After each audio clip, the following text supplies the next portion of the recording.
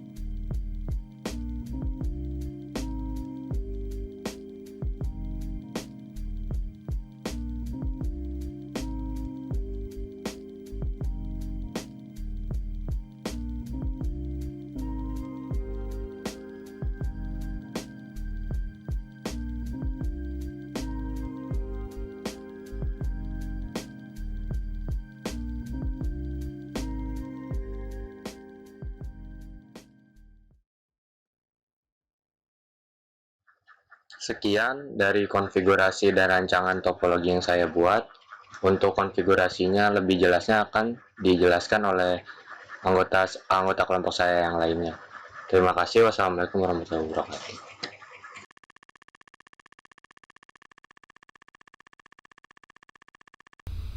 Assalamualaikum warahmatullahi wabarakatuh. Nama saya Rizky Rian Rahmadi dari 17Tel01 dengan NIM 17180028.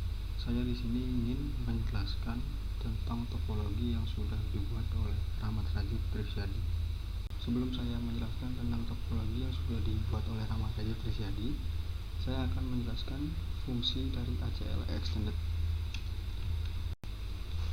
ACL Extended digunakan untuk melakukan filter traffic secara lebih spesifik. Kita menentukan traffic untuk protokol apa saja yang akan diizinkan atau ditolak. Selain itu, kita juga dapat menentukan tujuan traffic tersebut. ACL Extended menggunakan penomoran 100 hingga 199 dan biasanya diletakkan pada interface yang paling dekat dengan source paket atau sumber paket. Setelah melakukan konfigurasi OSPF, Rahmat Rajib melakukan konfigurasi untuk mengaktifkan akses control list. Agar kita bisa mengaktifkan fitur akses control list, ada beberapa parameter yang akan kita gunakan, yaitu yang pertama parameter nomor, mendefinisikan tipe akses list yang akan kita gunakan. Yang kedua parameter action, yaitu merupakan sebuah tindakan yang akan kita berikan kepada akses list yang kita buat. Ada beberapa action yang tersedia pada fitur ACL ini, yaitu action deny, permit, atau remark. Yang ketiga adalah parameter source atau sumber. Sumber di sini dapat diartikan sebagai host yang melakukan request paket atau request layanan. Yang keempat adalah parameter destination. Parameter destination di sini mendefinisikan letak dari sumber paket yang telah di-request oleh parameter source. Yang kelima adalah parameter extended, yakni parameter yang tergantung pada protokol mana yang akan kita pilih, seperti protokol FTP, SMTP, atau ICMP. Konfigurasi pertama yang akan kita lakukan adalah pemberian nomor IP kepada setiap perangkat yang ada di topologi ini. Sudah dijelaskan bahwa topologi ini memiliki 6 buah jaringan. 3 buah jaringan yang ada di router client dan 3 buah jaringan yang ada di router server. Router client terdiri dari jaringan mahasiswa yang memiliki IP 192.168.1.1, lalu jaringan mahasiswa khusus yang memiliki IP 192.168.2.1, lalu jaringan dosen yang memiliki IP 192.168.3.1. Untuk sisi server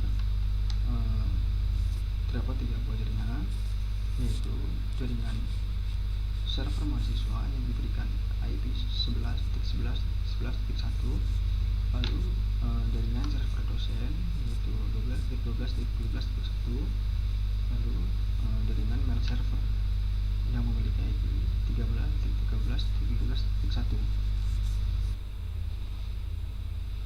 Lalu yang kedua yaitu konfigurasi OSPF. OSPF adalah sebuah protokol routing otomatis yang mampu menjaga, mengatur, dan mendistribusikan informasi routing antar network mengikuti setiap perubahan jaringan secara dinamis. Dapat kita lihat bahwa Rahmat Rajib menggunakan area 0 sebagai konfigurasi pada OSPF ini, karena jenis area yang ada di topologi ini adalah single area.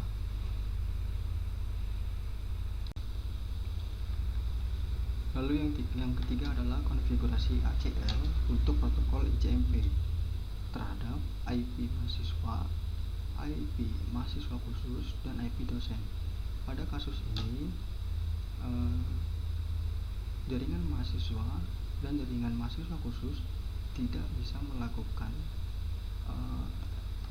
request ping terhadap server dosen karena diberikan akses deny.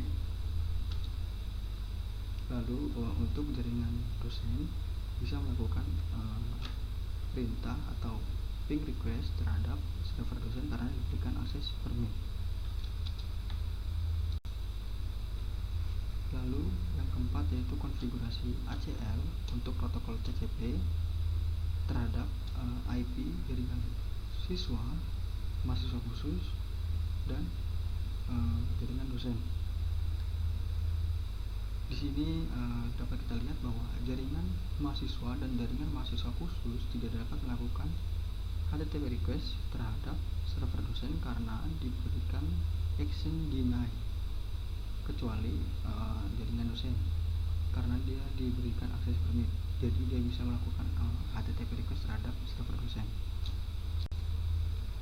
Lalu yang kelima yaitu konfigurasi ACL terhadap protokol TCP terhadap jaringan siswa, jaringan mahasiswa khusus, dan jaringan dosen. Dapat kita lihat bahwa jaringan mahasiswa dan jaringan mahasiswa khusus tidak bisa melakukan request file transfer protokol atau FTP terhadap server dosen karena jaringan tersebut diberikan akses deny terhadap jaringan server dosen, kecuali jaringan dosen ini masih bisa melakukan file transfer protokol terhadap server dosen karena diberikan akses permit. Lalu yang keenam, konfigurasi ACL terhadap protokol TCP untuk jaringan siswa, jaringan mahasiswa, jaringan mahasiswa khusus, dan jaringan dosen. Dapat kita lihat bahwa jaringan mahasiswa dan mahasiswa khusus tidak dapat melakukan pengiriman email terhadap mail server karena diberikan akses deny. Jaringan dosen bisa melakukan SMTP request terhadap jaringan mail server karena diberikan akses permit. Jadi dapat disimpulkan bahwa akses control list merupakan filter traffic yang sangat canggih karena kita bisa menentukan traffic untuk protokol apa yang akan diizinkan atau ditolak. Selain itu, kita juga bisa menentukan tujuan traffic tersebut.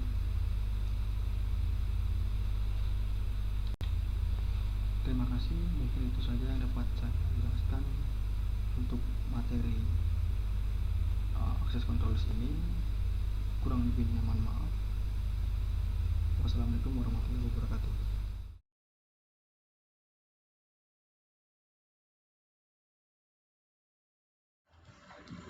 Selamat siang, Pak Maimun. Perkenalkan, saya Dimas Raya Siagian dari 17T01 dengan NIM 17180023. Saya di sini akan memverifikasi jaringan yang sudah dibuat sebelumnya.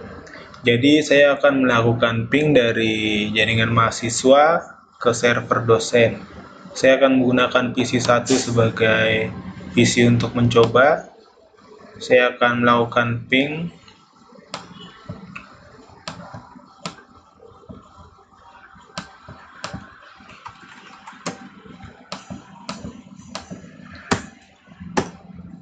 Saya akan mengeping server dosen dengan IP 12.12.12.2 12.12.12.2.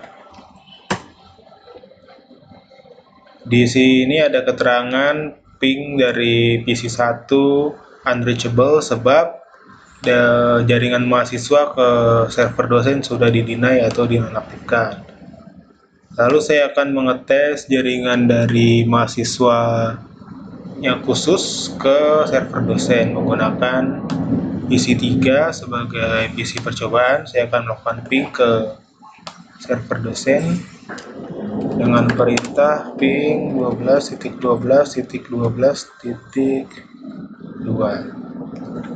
Saya akan melakukan ping. Dari sini bisa kita lihat hasilnya bahwa dari jaringan mahasiswa khusus tidak bisa melakukan ping sebab jaringan mahasiswa khusus sudah di-deny juga untuk melakukan ping ke atau akses ke server dosen. Lalu saya akan melakukan ping dari server dosen. Saya akan menggunakan PC 5 sebagai PC untuk mencoba. Saya akan melakukan ping menuju server dosen. Kita akan lihat apakah bisa. Kita akan lakukan ping dengan perintah ping. Kita masukkan IP dari server dosen yaitu 12.12.12.2. Kita akan enter. Nah, di sini ada hasil yang terlihat yaitu reply atau ping dari PC 5 ke server dosen bisa dilakukan sebab jaringan dosen tidak di-deny atau tidak diblok oleh server dosen.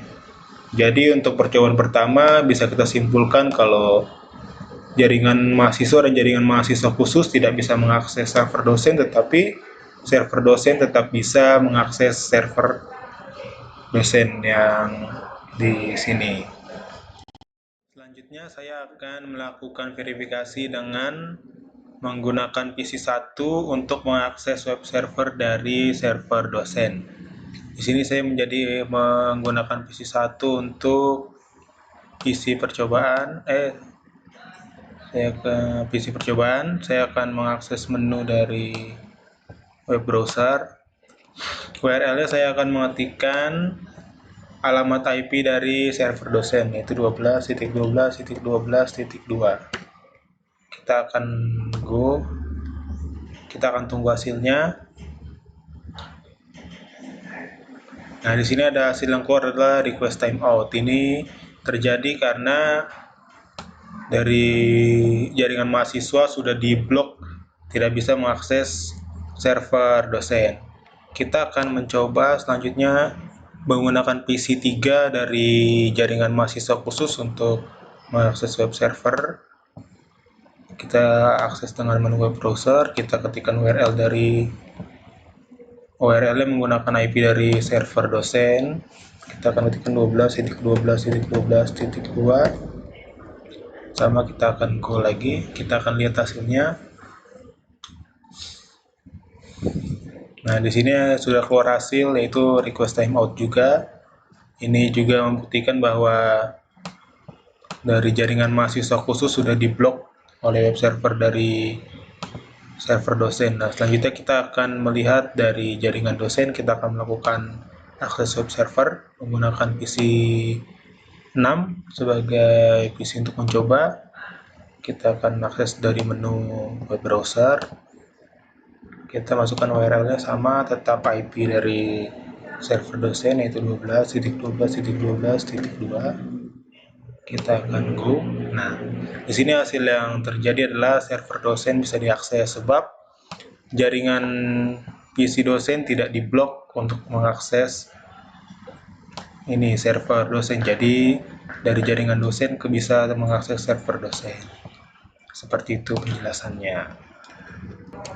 Baik, yang terakhir saya akan melakukan verifikasi mengenai blok SMTP, di mana SMTP merupakan sebuah layanan untuk bertukar email atau berkirim email, baik melalui jaringan lokal maupun jaringan internet.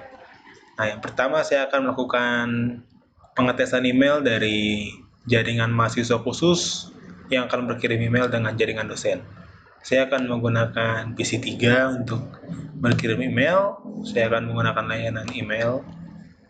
Lalu kita akan menulis email dengan cara klik compose to. Nah, di sini jaringan dosen itu menggunakan dosen 1.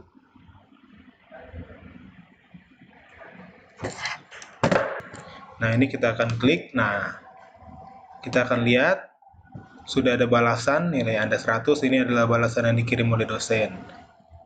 Nah, selanjutnya kita tutup. Lalu kita akan mencoba mengirim dari PC di jaringan dosen ke PC di jaringan mahasiswa. Kita akan coba mengirim. Saya menggunakan PC 5 untuk berkirim email. Kita akan compose email baru. Kita akan send ke user 1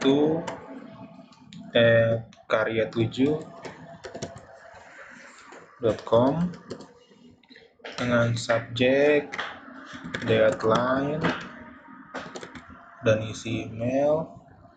User 1 harap mengumpulkan tugas.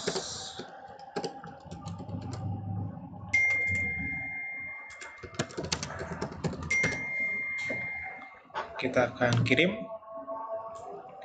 Kita lihat message atau pesannya sudah berhasil terkirim, sudah sukses. Dan kita akan lihat di isi penerima apakah pesannya masuk. Kita lihat di receive. Di sini ada pesan yang masuk dari email dosen, yaitu deadline, di mana user 1 diharap mengumpulkan tugas.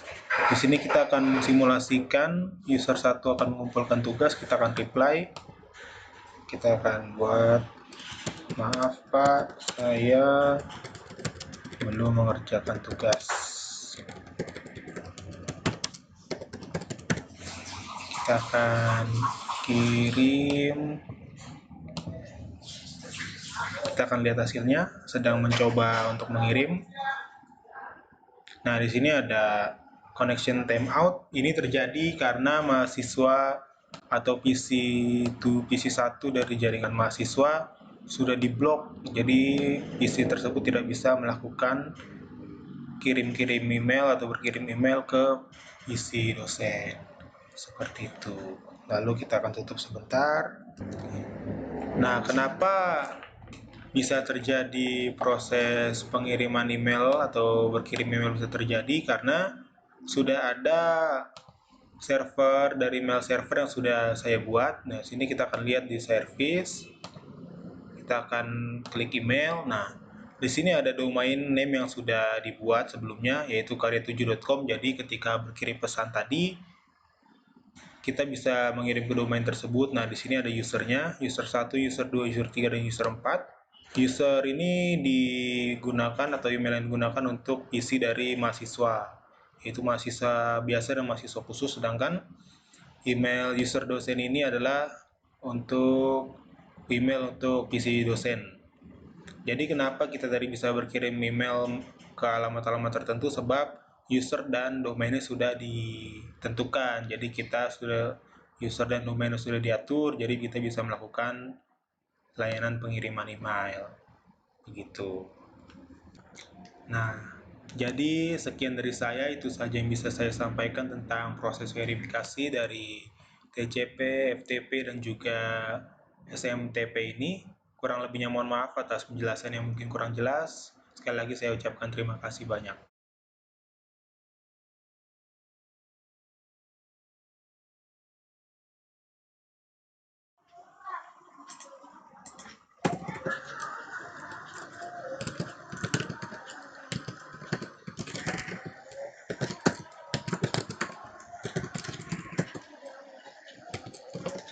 Saya menggunakan perintah show running config untuk melihat konfigurasi yang berjalan pada router.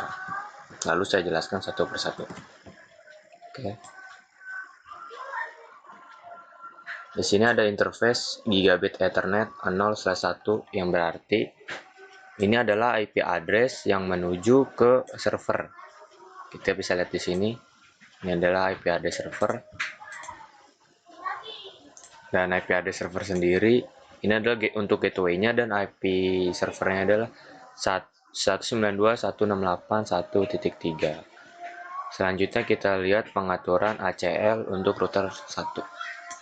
Access list 10 permit host 192.168.3.3, yang artinya adalah mengizinkan host atau PC C ini bisa terhubung ke PC 1.3. Selanjutnya ada permit access list 120 permit UDP, yang berarti bisa untuk mengakses, jadi PC lain bisa untuk mengakses domain. SMTP yang tidak lain adalah layanan email. FTP adalah layanan sharing file. Selanjutnya ada permit ICMP any echo reply, artinya PC lain atau router lain bisa melakukan ping ke PC 1.3. Oke, selanjutnya router 2.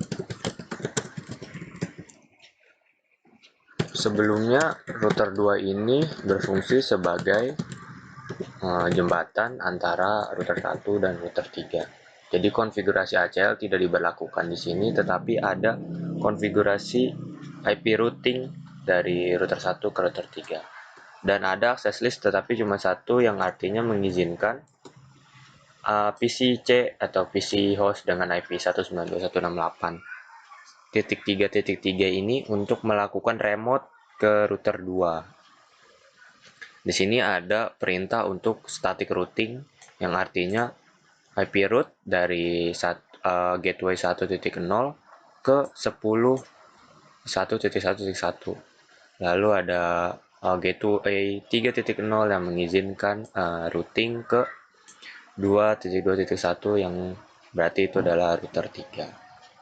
Oke, tidak banyak untuk konfigurasi router 2, langsung saja ke router 3.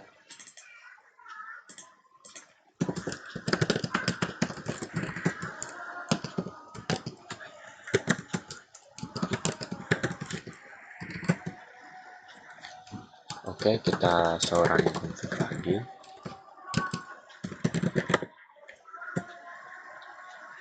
Pengaturan ACL router 3 tidak jauh beda dari router 1. Dan di sini ada interface gigabit Ethernet 01 192.168.3.1, yang artinya itu adalah gateway atau IP dari router 3. Nah, di sini adalah 3.0.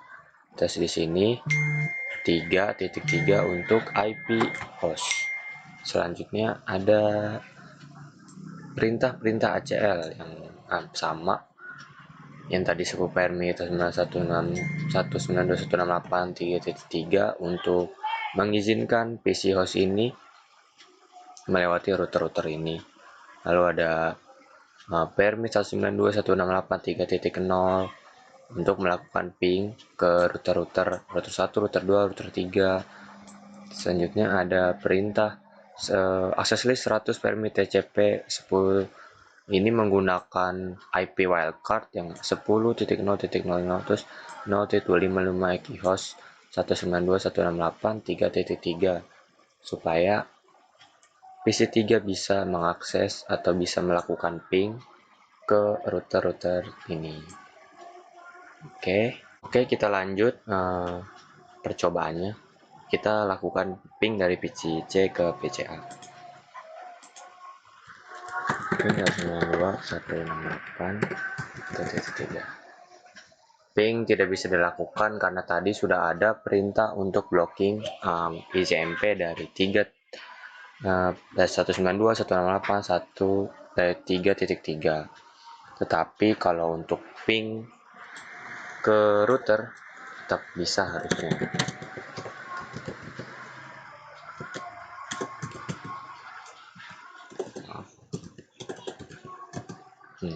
Ping ke router tetap bisa dilakukan karena yang di blocking adalah ping ke arah PCA.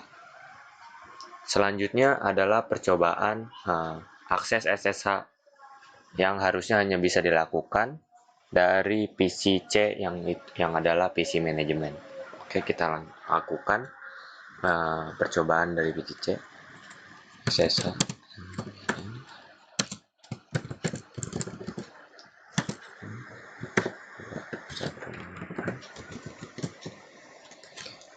Di sini password SSH-nya adalah sis.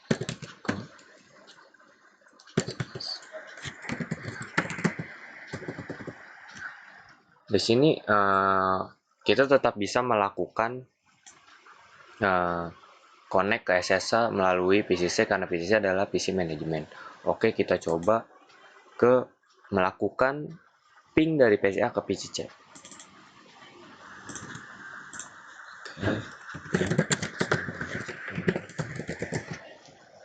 Ping tetap bisa dilakukan dari PCA ke PCC karena tadi perintah sebelumnya adalah hanya memblocking ping dari PCC ke PCA, tetapi PCA ke PCC tidak diblocking. Tetapi untuk akses ke SSH-nya, PCA tidak bisa melakukan akses atau konfigurasi ke SSH. Oke, kita coba.